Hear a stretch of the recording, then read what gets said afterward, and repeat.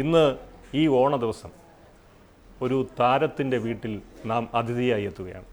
ആ താരം സ്ക്രീനിൽ വരുമ്പോൾ ആഘോഷം ഉണ്ടാകാറ് പതിവാണ്. മലയാളി പലപ്പോഴും ആഘോഷിച്ചിട്ടുള്ളത് ആ താരത്തിൻ്റെ നിറവാർന്ന സാന്നിധ്യത്തിലാണ്.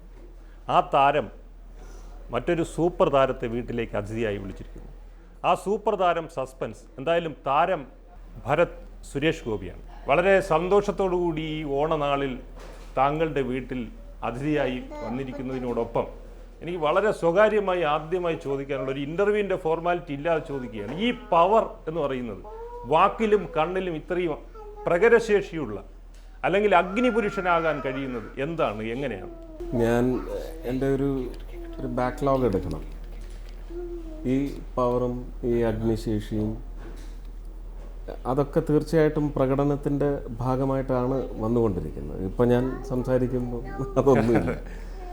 അതെല്ലാം പ്രകടനത്തിൻ്റെ, അഭിനയത്തിൻ്റെ, തൊഴിലിൻ്റെ ഭാഗമാണ്. ഒരു കഥാപാത്രം ഇച്ഛിക്കുന്ന ഒരു കഥാപാത്രത്തിന് യോഗ്യമായത് നൽകുക എന്ന് പറയുന്ന നടൻ്റെ അല്ലെങ്കിൽ നടനത്തിൻ്റെ ഉത്തരവാദിത്വം, ധർമ്മം, അതാണ് അതിൽ വന്നുകൊണ്ടിരിക്കുന്നത്. സുരേഷ് ഗോപി എന്ന് കേൾക്കുമ്പോൾ രണ്ടാമത് ഒരു പേര് കൂടി പറയാൻ പറഞ്ഞാൽ മലയാളികൾ പറയുന്ന പേര് ഷാജി കൈലാസ്. ഷോട്ടുകളുടെ അത്ഭുതമെന്ന് സാധാരണ മലയാളി പോലും പറയാൻ പഠിച്ചത് ഷാജി കൈലാസിന്റെ പടം കണ്ടുകൊണ്ടാണ്. എന്തുകൊണ്ടാണ് സിനിമയിൽ ഈ ഒരു ഉത്സവം തീർക്കാൻ തീരുമാനിച്ചത്? അത് വിജയിക്കുന്നത്, തുടർച്ചയായി വിജയിക്കുന്നത് എന്തുകൊണ്ടാണ്? അങ്ങനെ ഉത്സവം നമ്മുടെ മനസ്സിനകത്ത് എപ്പോഴും ഉണ്ടാവുന്ന ഒരു, നേരത്തെ പറഞ്ഞ പോലെ ഒരു ഫയറില്ലേ, അത് ഏത് ചെറുപ്പക്കാരൻ്റെയും മനസ്സിനകത്ത് ഉണ്ടാവുന്നതാണ്. ഒരു ഫയർ. നമുക്കെല്ലാം ഇങ്ങനെ ഒരു റൂമിൽ ഇരുന്ന് ചർച്ച ചെയ്തുകൊണ്ടിരിക്കുന്ന ചില കാര്യങ്ങളുണ്ട്, സമൂഹത്തിൽ നടക്കുന്ന പ്രോബ്ലംസൊക്കെ. അപ്പോൾ അതൊക്കെ നമുക്ക് എങ്ങനെയെങ്കിലും പ്രതികരിക്കണമെന്ന് തോന്നുമ്പോൾ നമുക്കൊന്നും മിക്ക ആൾക്കാർക്ക് പ്രതികരിക്കാൻ പറ്റുന്നില്ല. അവരിങ്ങനെ ചർച്ചയിലൂടെ അവസാനിപ്പിക്കുകയാണ്. ഇപ്പം നമ്മളൊരു ചർച്ച ചെയ്യുന്ന ഒരു മീഡിയ, ഒരു ടെലിവിഷൻ മീഡിയയിൽ നമ്മൾ ഒരു ചർച്ച വയ്ക്കുമ്പോൾ അതൊരിക്കലും അത് ഫിനിഷിങ് ചെയ്യുന്നില്ല. എന്താണ് അതിൻ്റെ റിസൾട്ട് പറയുന്നതിന് മുമ്പ് ചർച്ച അവസാനിപ്പിക്കുന്നത്. സമയക്കുറവ് കാരണം ഇത് അവസാനിക്കുകയാണ് നമ്മളെപ്പോഴും കേൾക്കാറുള്ളത്.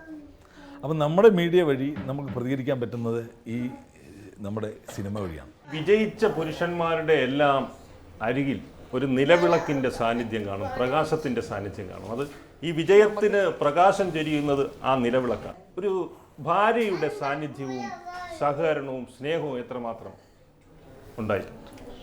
പ്രധാനമായിട്ടും ഒരു കലാകാരൻ എപ്പോഴും പ്രകടനത്തിൽ പ്രതിഫലിക്കുക, അല്ലെങ്കിൽ പൂർണ്ണ പ്രകടനത്തിന് സാന്ത്വനമേകുന്നത് അല്ലെങ്കിൽ ശക്തിയേകുന്നത് കുടുംബാന്തരീക്ഷത്തിലെ സമാധാനം. കുടുംബാന്തരീക്ഷത്തിൽ നൽകാവുന്ന നന്മകൾ തന്നെയാണ്. ഒരുപാട് പ്രശ്നങ്ങളൊക്കെ ഉണ്ടാവാം, ചെറിയ ചെറിയ പിണക്കങ്ങളുണ്ടാവാം. അപ്പോൾ സമാധാനം മാത്രം തുളുമ്പുന്ന, സ്നേഹം മാത്രം തുളുമ്പുന്ന, അല്പം പിണക്കമൊക്കെ വേണം. അപ്പോഴാണ് കുടുംബ ബന്ധത്തിന് കുറച്ചുകൂടി മതിപ്പ് കൂടുന്നത്, കുറച്ചുകൂടി സ്ഫുടം ചെയ്യപ്പെടുകയാണ്.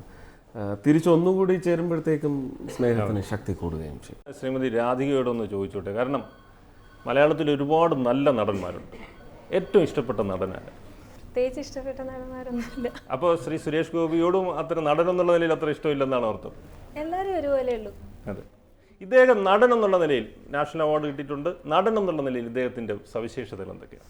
രാധികയോട് ചോദിച്ച ചോദ്യങ്ങൾക്ക് അത് പറയാനുള്ള ഒരു ഒരു ഒരു ആംപിയർ രാധികയ്ക്കില്ല.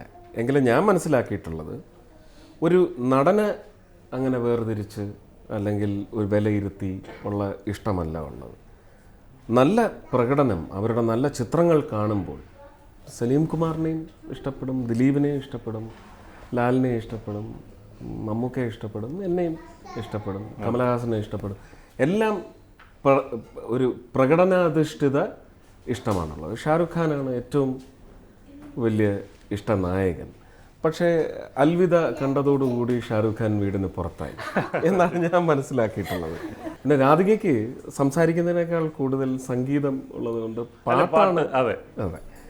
ഞാൻ ഇനി ശ്രീമതി ചിത്രയോട് ചോദിക്കാനുള്ളത്, ഇപ്പോൾ ശ്രീ ഷാജി കൈലാസിൻ്റെ ഭാര്യയാകുന്നതിന് മുമ്പ് മലയാളികൾ ഏറെ ഇഷ്ടപ്പെട്ടൊരു നടിയാണ്. അതിനുശേഷം അഭിനയിക്കാത്തത് കൊണ്ട് ഇപ്പോൾ കുറേ കാലം സ്ക്രീനിൽ നിന്ന് മാറിയിരിക്കുക. സ്ക്രീനിൽ സജീവമായി നിൽക്കുന്ന ഒരാളിൻ്റെ പിന്നണിയിൽ നിൽക്കുക. ഇദ്ദേഹത്തിൻ്റെ സിനിമകൾ ഇഷ്ടമാണ്. എങ്ങനെയാണ് ആ ഇഷ്ടം ഉണ്ടായത് അദ്ദേഹത്തിൻ്റെ സിനിമകളോട്, വ്യക്തിയോടല്ല? എനിക്കിപ്പം ഏകലവ്യൻ ഇപ്പോഴും ഭയങ്കര ഇഷ്ടമാണ്. പിന്നെ ഈ തലസ്ഥാനം ഇഷ്ടമല്ലേ? മോർ ഫസ്റ്റ് പ്രിഫറൻസ് എപ്പോഴും ഏകലവ്യനാ കൊടുക്കുക. അദ്ദേഹത്തിനിടെ എപ്പോഴെങ്കിലും പറഞ്ഞിട്ടുണ്ട് ഒരു പക്ക കുടുംബ കഥ ചെയ്യാൻ? ഞാൻ ഒത്തിരി പ്രാവശ്യം പറഞ്ഞിട്ടുണ്ട്. അപ്പൊ അദ്ദേഹത്തിന്റെ അഭിപ്രായം? നല്ലൊരു സ്ട്രോങ് സ്ക്രിപ്റ്റ് വരുവാണെങ്കിൽ ചെയ്യണം എന്ന് പറയുന്നുണ്ട്.